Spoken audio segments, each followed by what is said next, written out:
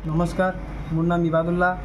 মই বৰবতী গাঁও পঞ্চায়তৰ 10 নং ৱাৰ্ডৰ পৰা প্ৰাৰ্থিত্ব আগবঢ়াইছোঁ। গতিকে ৰাইজৰ দুহা আশীৰ্বাদ বিচাৰিছোঁ। ইতিমধ্যে দেখা গৈছে পঞ্চায়তত পুৰাতনে প্ৰচাৰ চলি আছে। আপোনাৰ প্ৰচাৰ কেনেকুৱা হৈছে? হয়, ইতিমধ্যে দেখা গৈছে মোৰ প্ৰচাৰ ভালেই চলি আছে। মই এজন শিক্ষিত ল'ৰা, মোক ৰাইজে ভাল পাইছে। মই গাঁৱৰ মুৰব্বীসকলৰ লগত মই কথা পাতিছোঁ। সিহঁতে মোক মনোনীত আগবঢ়াইছে, সিহঁতে মোক ছাপোৰ্ট কৰিছে।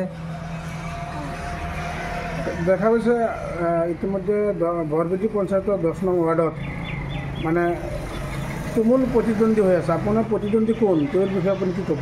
এতিয়া গতিকে দেখা গৈছে মোৰ প্ৰতিদ্বন্দ্বী এজন আছে। সি মানে বহুত ডেঞ্জাৰাছ মানুহ হয়। সি 9 নম্বৰ ৱাৰ্ডৰ মানুহ। সি বোৱাৰী এজন 10 নং ৱাৰ্ডত বহুত এটা কাটি পেলাই আনি পেলাই ইয়াত থিয় হৈছে।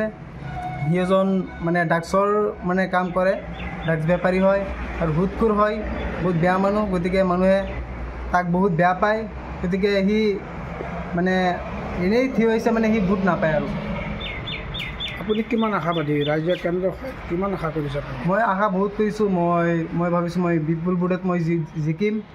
মই বিজেপিৰ সমৰ্থিত হৈছোঁ।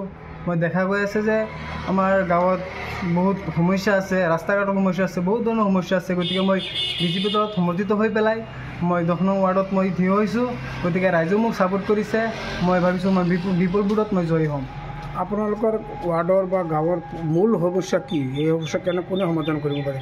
মূল সমস্যা দেখা গৈ আছে বহুত আছে, ৰাস্তা ঘাট আছে বহুত, অৰুণোদয় পাবলগীয়া আছে, অৰুণোদয় বহুতেই পোৱা নাই এতিয়ালৈকে। আৰু পকা ঘৰ আছে, বাকী বহুত কেঁচা ঘৰ আছে। গতিকে মই ভাবিছোঁ বিজেপি এইবিলাক কাম কৰিব, বিজেপিৰ দ্বাৰা হ'ব। সেইকাৰণে মই ভাবিছোঁ যে বিজেপিৰ কাম হৈ পেলাই ৰাইজৰ কাম কৰিম। আপুনি কি চৰকাৰক সমৰ্থন কৰে নেকি? কিয় কৰে? চৰকাৰক আপুনি সমৰ্থন কৰে নেকি? কিয় কৰিব চৰকাৰক সমৰ্থন কৰিছোঁ? চৰকাৰ দেখা গৈ আছে আগতে কংগ্ৰেছ দল আছিল। কংগ্ৰেছ একো কাম কৰা নাই, এনেই নামৰ কংগ্ৰেছ আছিলে।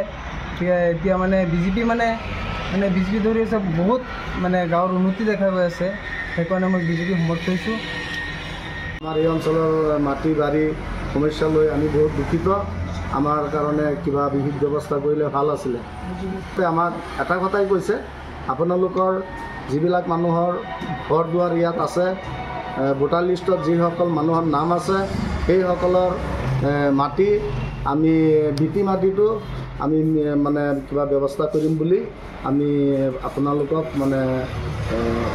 প্ৰতিশ্ৰুতি দিছোঁ। আপোনালোকৰ ৰাইজে কাম কৰক। আপোনালোকে মানুহৰ পৰা যাতে কোনেও এই অনুদানবিলাকৰ পৰা যাতে কোনেও 1 টকা ল'ব নোৱাৰে, যাতে আপোনালোকে সৎভাৱে কাম কৰক আৰু ৰাইজেও আপোনালোকক সঁহাৰি জনাব। আৰু আমি এই অঞ্চলৰ মাটি আমি মেদি কৰি দিম বুলি মই ৰাইজৰ আগত প্ৰতিশ্ৰুতি দিছোঁ। আৰু ৰহমান ডাঙৰীয়া তেখেত আমাৰ এই অঞ্চলৰ এজন গণ্যমান্য ব্যক্তি। আৰু তেখেতৰ ওচৰতো আমি গৈছিলোঁ। তেখেতেও কৈছে যে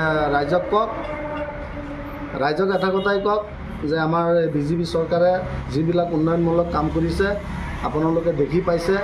আমি নতুনকৈ বিজেপিত যদিও আমি আহি জইন হৈছোঁ, আমি বিজেপিত সোমাই এটা কথা দেখিছোঁ যে বিজেপিত এটা মানৱতা আছে। আৰু বিজেপিত যিবিলাক সংগঠন আছে, সংগঠনৰ ধুনীয়াকৈ সুচাৰুৰূপে চলাই নিছে। আমি দেখি আৰু উৎসাহিত হৈছোঁ। আৰু আমাৰ এই অঞ্চলত কাম হ'ব বুলি আমি ভাবিছোঁ। আমাক মুজিবুৰ ৰহমান ডাঙৰীয়াই ধুনীয়াকৈ আমাক কৈ বুজাই দিছে। আপোনালোকৰ ৰাইজক এটা কথাই জনাওক যে আমি এই অঞ্চলত যাতে কাম কৰিব পাৰোঁ, ৰাইজে যদি ভোট দিয়ে, আমাৰ কেণ্ডিডেটবিলাকক যদি জিকাই আনিব পাৰে, আমি এই অঞ্চলত আমি দুখীয়া মানুহৰ ঘৰ দুৱাৰ বা এই মাটিৰ বাৰীৰ যি সমস্যা আছে সমাধান কৰি দিম বুলি তেখেতে আমাৰ আগত প্ৰতিশ্ৰুতি দিছে। আৰু আপোনালোকৰ এগেইনষ্টে যিজন আছে তেওঁৰ বিষয়ে আপুনি কি ক'ব? ভোট প্ৰেচিডেণ্ট হিচাপে আমাৰ দলৰ যিজন কেণ্ডিডেট, তেখেত নিৰ্দলীয় ছবি, টেক্সিৰ ছবিত তেখেতে হেৰি কৰিছে, বাছি লৈছে। আমি বিজেপিৰ তৰফৰ পৰা আমি টেক্সিৰ ছবিত সমৰ্থন জনাইছোঁ।